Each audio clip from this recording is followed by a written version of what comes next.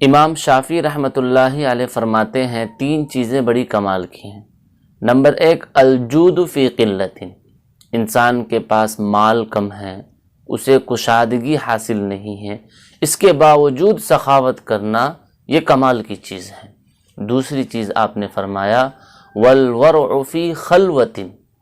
تنہائی میں گناہ سے بچنا، اللہ کا خوف کرنا، یہ بھی کمال کی چیز ہے، اس لیے کہ بہت مشکل ہے بچنا بادئ گلگوں سے خلوت میں، بہت آسان ہے یاروں میں معاذ اللہ کہہ دینا۔ تیسری چیز آپ نے فرمائی کلمۃ حق عند من یرجا و یخاف، ایسے شخص کے سامنے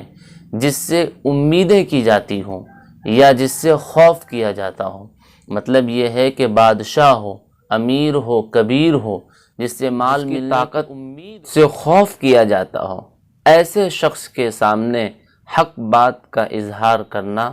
کمال کی چیز ہے۔